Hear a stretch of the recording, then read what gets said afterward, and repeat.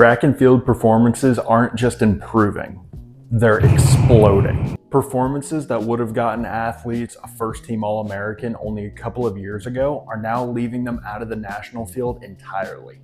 Hi Track fam, I'm Coach Tony, and today I want to talk about a term that I don't think existed before 2025, but has completely taken over the track community, which is this concept of trackflation, which is obviously a play on terms to describe the wicked increase in performances in track and field, especially over the past few years. A few weeks ago, I made a post about how crazy D3 throwing has gotten, and I figured a more in-depth explanation was in order. So let's begin. To start, I want to dig into how drastic track performances have increased over the past few years. In 2024, I was honored to coach a young athlete as he threw shot put at the D3 National Indoor Championships, where he placed 7th with a throw of 1691. The person right behind him got 8th with 1685. This year, the cutoff to qualify for shot put for the Indoor Track and Field Championships was 1685. The same mark that got 8th 2 years ago.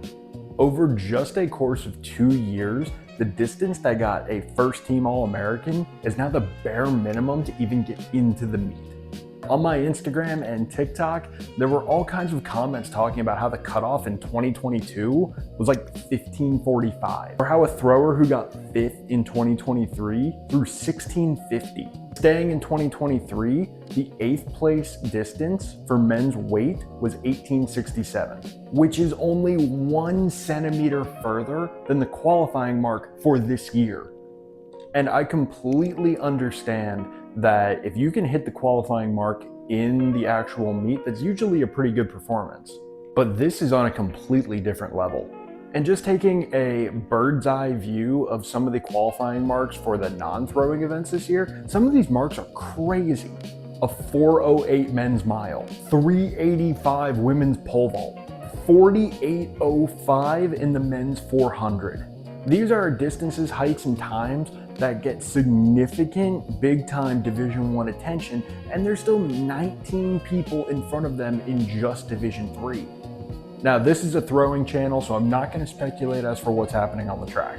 But how did we get here? I have 3 theories as to why this is happening. The first, which is probably the most boring, but also the most realistic, is that the sport has just gotten way more popular. I graduated high school in 2017, and I can think of maybe 1 or 2 channels actually making thrower-specific content. And really not many athletes, and really only the ones that are like the top tier of the sport, had throwing-specific social media pages. Now everyone's doing it. Ask me how I know. And these throwing social media accounts aren't just training or progress update accounts. There's meme accounts, fan accounts, coaching accounts like my own. The sport, and specifically in the throws, is now more in the public eye than it probably ever has been.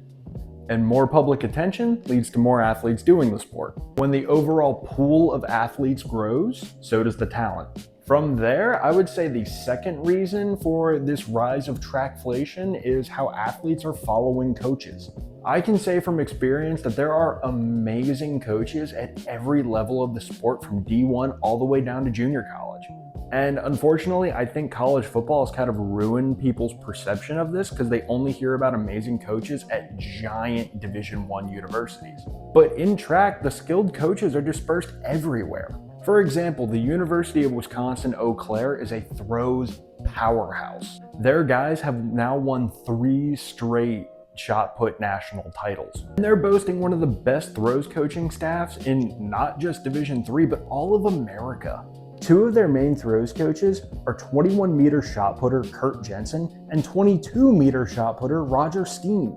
Most throwers don't even get the opportunity to meet a 21-meter shot putter, let alone be coached by 2 of them. So if you want to be developed by exceptional coaches, athletes realize you don't have to go major D1 to do that. And please do not take this as me saying that all Division I and all Division III and all 2 and JUCO and everyone are all the same. They're not.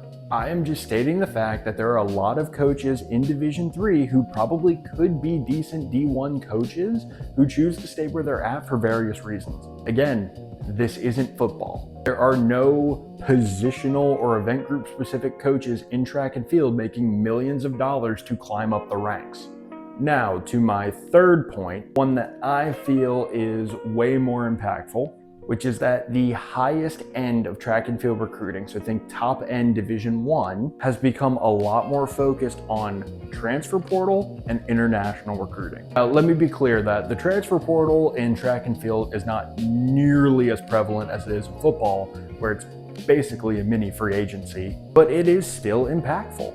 Look at world record holder Mikolos Alekna transferring to Oregon, or Henry Zimmerman transferring to Texas A&M. Or Jeremiah Nube transferring to Virginia. Even people transferring up, like Division III phenom Lauren Jarrett transferring from D3 powerhouse Wisconsin lacrosse to Tennessee. All of them are, or are going to, be huge factors on the national stage whether they transferred or not. And think about it this way. You are a professional throws coach, where your livelihood depended on you recruiting, retaining, and developing talent. Talent that can hopefully help your team win a conference championship or a national championship. Would you rather try to find them in the portal, or would you rather take a chance on a high school kid who doesn't know how college works, doesn't know how collegiate sports work, and has maybe never been away from home? It's possible that that high school athlete isn't fully ready to adapt to the collegiate schedule or training rigor. Not to mention the expectations. So it unfortunately happens all the time where a lot of high-end recruits in all sports just don't really work out. And to be clear, this sport is still dominated by recruiting high schoolers and developing them. But there are a lot of teams looking to fill gaps with athletes who already have the experience. Which leads me to my next point about international athletes. Back in the fall, there was a video that went viral of Oklahoma State cross-country coach Dave Smith responding to claims that his team is essentially entirely international. This is a family-friendly page, so I can't play the audio and tell you exactly what he said, but just know he was not happy about being asked that.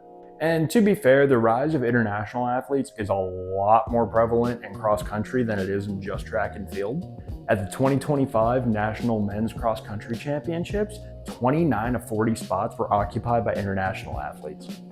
And they're not just doing well, they're dominating. Let's pivot to track and field, specifically in the throws. Look at Nebraska shot putter Axelina Johansson. She just won another indoor NCAA shot put title, and then not long after, she got third at Indoor Worlds for Sweden. While the number of international track athletes in track specifically hasn't grown exponentially over the past few years, their success definitely has. Again, if you were in charge of recruiting and your livelihood depended on it, would you want to take a high school kid or someone who probably already has world championship experience, maybe at like a U17 championship or something like that? And let's not forget that outside of shot put and then a few one-offs in other events, the best throwers in the world, majority are not American. I also want to make it clear that this is not a bad thing. Getting better athletes is good for the sport. Not to mention you're providing more opportunities to get an American education, which is a good thing. So the downstream effects, we have to talk about them, but in general, I do think this is good for the sport. But what do you think? Did I miss something? Did I get something wrong? Am I way off on one of these? Let me know in the comments. And while you're at it, toss your favorite throws coach a follow on TikTok and Instagram. If you're interested in private coaching, feel free to email me directly at tnthrowscoaching@gmail.com or fill out the Google form in my bio. And if you're interested in more throws and track and field related content, make sure you hit subscribe. And until next time, throw far.